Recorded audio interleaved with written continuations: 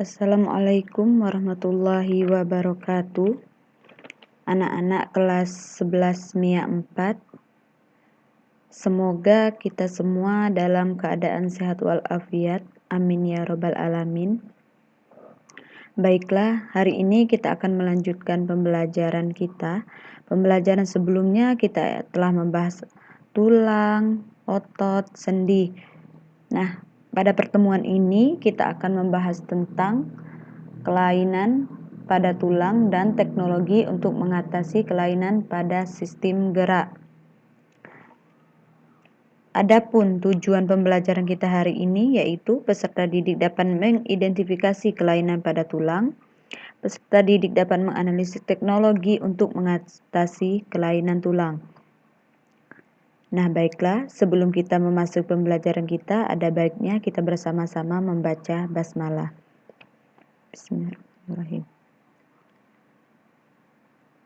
Kesehatan adalah harta yang paling terpenting bagi kehidupan. Seluruh aktivitas kita itu hanya bisa dilakukan ketika kondisi badan kita dalam keadaan sehat. Nah, bagaimana jika keadaan kita tidak sehat? Apa yang akan kita lakukan?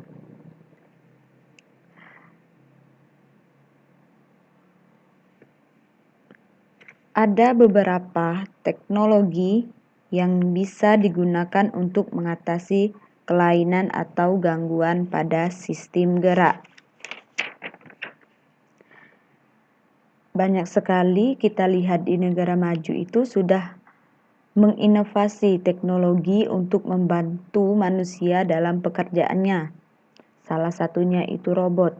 Robot ini merupakan teknologi yang bisa mengambil alih sebagian pekerjaan dari manusia.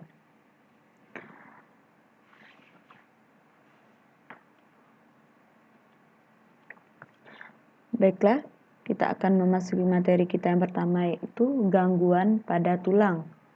Gangguan pada tulang ini yang pertama ada fraktur. Fraktur ini yang pertama ada fraktur simplex, sederhana atau tertutup. Artinya itu tulang yang tidak patah tampak dari luar. Nah, yang kedua ada fraktur kompleks atau majemuk dan terbuka. Tulang yang tampak dari luar karena tulang yang telah menembus kulit atau kulit mengalami robekan. Nah, yang ketiga ada fraktur apulsi.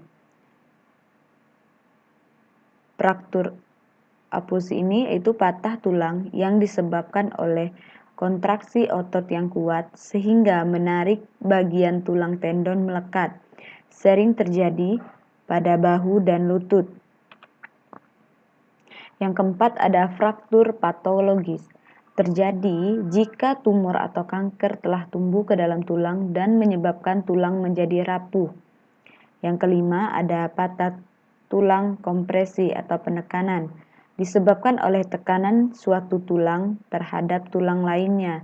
Sering terjadi pada wanita lanjut usia yang tulang belakangnya rapuh karena osteoporosis. Yang keenam ada fraktur karena tergilas, menyebabkan retakan atau pecahan tulang. Selanjutnya, ada gangguan pada tulang. Gangguan pada tulang ini merupakan akibat dari disentri otot, sindrom Marfan, sindrom Down, sikap tubuh yang buruk atau penyakit lainnya. Yang pertama ada kifosis. Kifosis ini adalah bentuk tulang belakang melengkung ke arah luar tubuh atau ke belakang yang mengakibatkan penderita menjadi terlihat bongkok. Ini kifosis.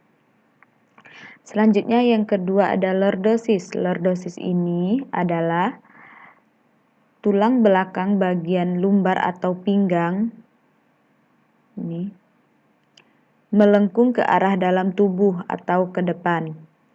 Yang ketiga ada skoliosis. Skoliosis ini adalah tulang belakang melengkung ke samping kiri atau ke samping kanan yang membuat penderita bungkuk ke samping. Yang keempat ada sublubrikasi, adalah kelainan pada tulang belakang bagian leher yang menyebabkan kepala berubah ke kanan atau ke kiri.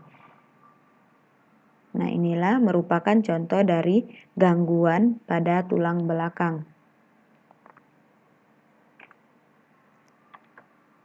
Selanjutnya, gangguan fisiologis tulang. Yang pertama ada osteoporosis. Osteoporosis ini adalah tulang rapuh, keropos dan mudah patah. Osteoporosis terjadi akibat berkurangnya hormon testosteron pada laki-laki dan hormon estrogen pada wanita. Osteoporosis ini juga disebabkan oleh kurangnya asupan kalsium. Nah,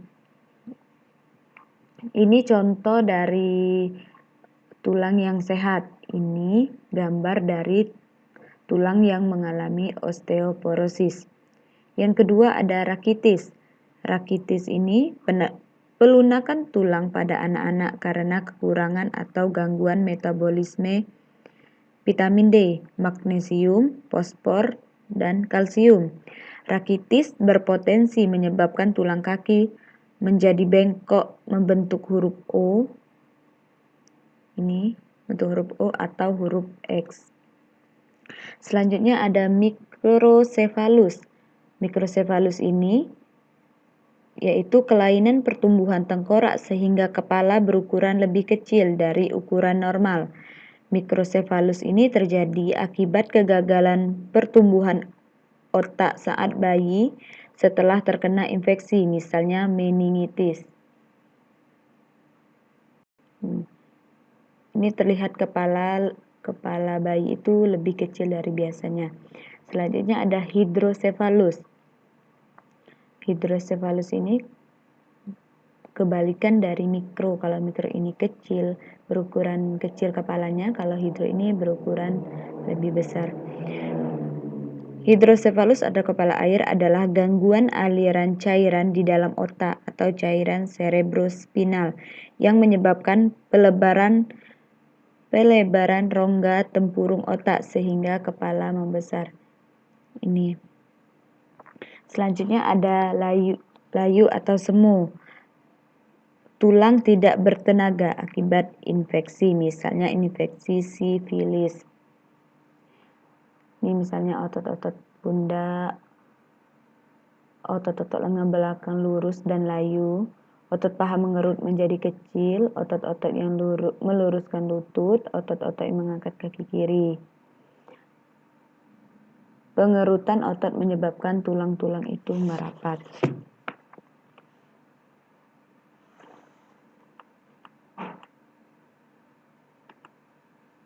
Selanjutnya ada teknologi untuk mengatasi kelainan pada sistem gerak. Yang pertama ada penyembuhan patah tulang.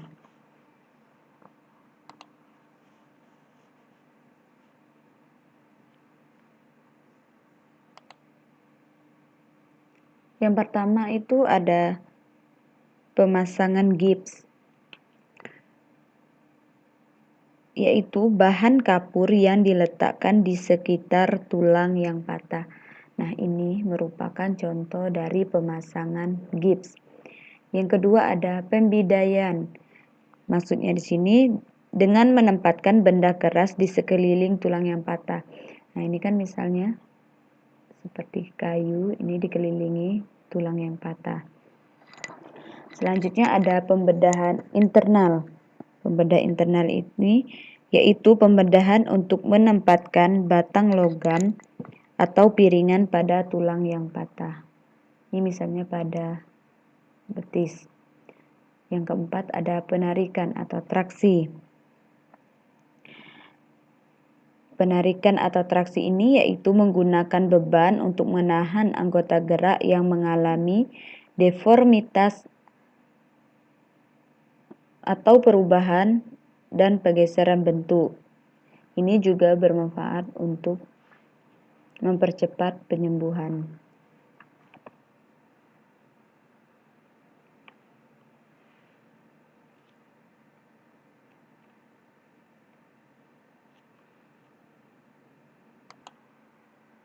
Selanjutnya yang kedua,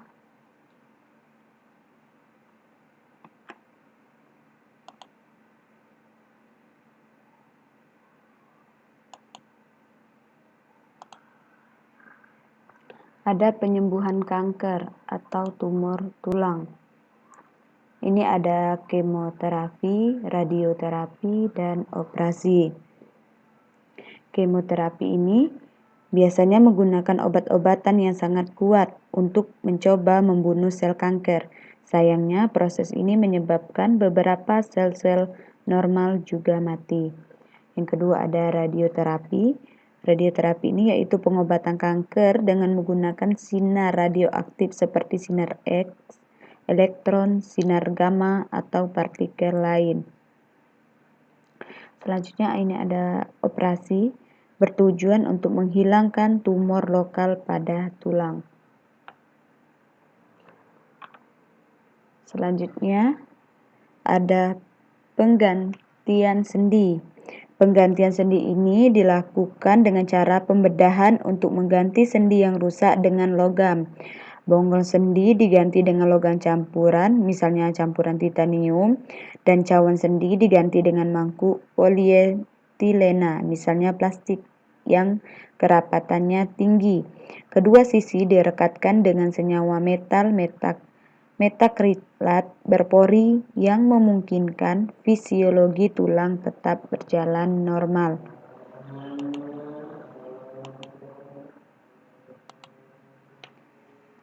Selanjutnya yang keempat ada transplantasi sumsum. Transplantasi sumsum yaitu sumsum merah dari seorang ditransplantasikan kepada orang lain. Dalam hal ini diperlukan teknik khusus untuk memindahkan sumsum dari donor yang sehat dan menyuntikannya ke resipien tanpa merusaknya, karena sumsum ini bersifat sangat lunak. Selanjutnya ada tangan bionik. Tangan bionik ini merupakan tangan buatan yang fungsional sehingga dapat digunakan untuk memegang benda dan melakukan gerakan kombinasi tangan. Misalnya bisa mengetik,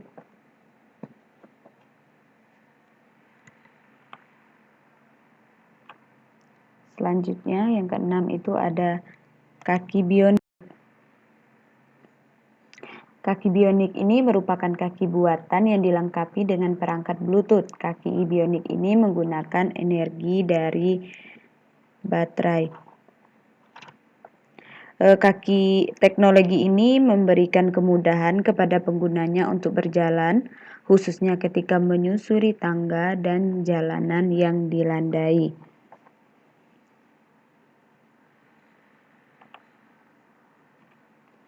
Selanjutnya ada pencakokan tulang rawan. Teknik ini adalah teknik menanam tulang rawan pasien dan memindahkannya jaringan tersebut ke area yang rusak, misalnya pada sendi lutut. Yang terakhir itu ada kursi roda. Nah, kursi roda ini adalah alat bantu yang digunakan oleh orang yang mengalami kesulitan berjalan.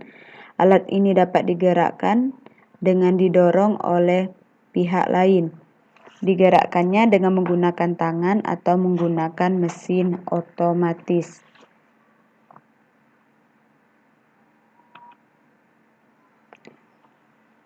Nah, itulah pemaparan materi kita hari ini.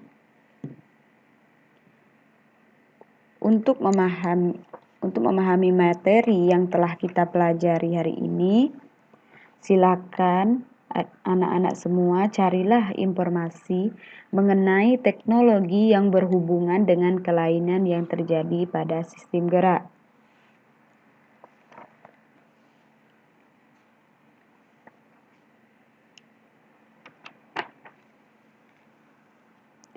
Demikianlah pembelajaran kita hari ini. Kita cukupkan sampai di sini dulu. Karena materi sistem gerak kita telah habis, silahkan dibaca kembali materi yang telah kita pelajari sebelumnya untuk menambah pengetahuan kalian. Nah, untuk kegiatan selanjutnya pertemuan selanjutnya yaitu kita akan mengadakan ulangan harian. Mengingat waktu kita telah habis, kita cukupkan pembelajaran hari ini. Marilah bersama-sama kita membaca hamdalah. Semoga apa yang kita pelajari hari ini bermanfaat bagi kita semua. Tetap jaga kesehatan, jangan lupa pakai masker dan jaga jarak. Bu akhiri, wassalamualaikum warahmatullahi wabarakatuh.